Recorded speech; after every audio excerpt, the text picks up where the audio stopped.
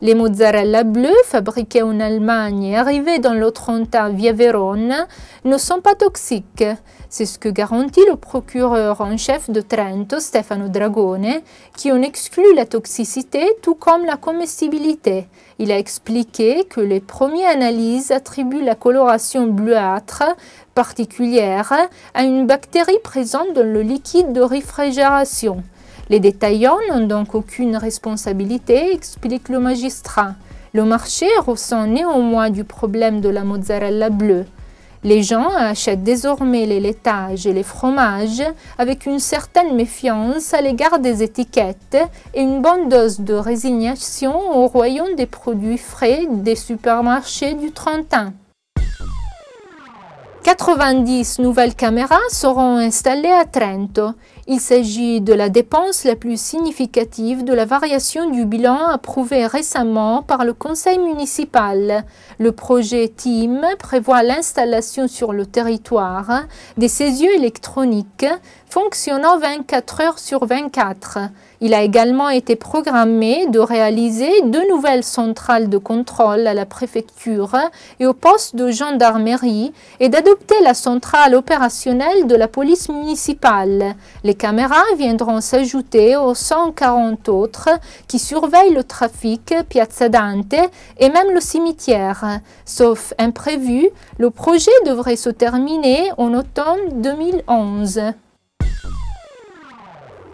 Un édifice futuriste de 105 mètres cubes pour un investissement de 30 millions d'euros, un parcours de 100 km de câbles pour la transmission des données avec 150 postes d'études, une nouvelle bibliothèque avec 260 postes de lecture et une cantine avec 200 places assises.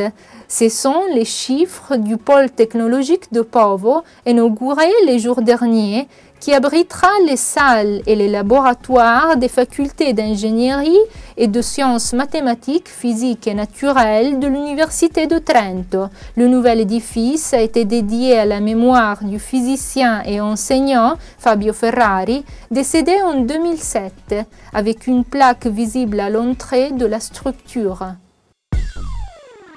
Le premier forum européen pour l'innovation promu par CreateNet et par European Alliance for Innovation s'est tenu dernièrement à Trento.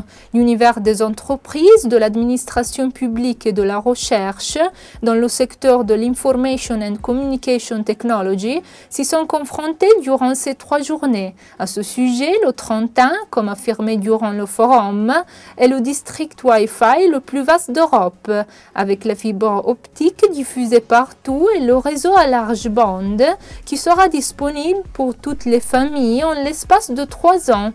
Le président de la province, Lorenzo Dellai, a rappelé que la recherche joue un rôle déterminant pour l'excellence et la compétitivité, même en période de crise.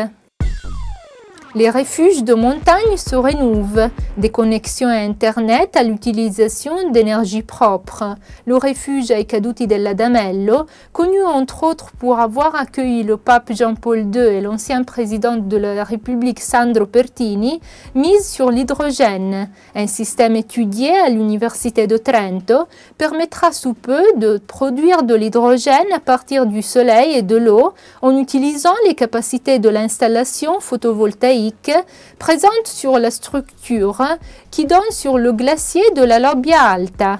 L'hydrogène produit sera stocké à l'état gazeux et restitué au refuge en fonction de ses besoins énergétiques.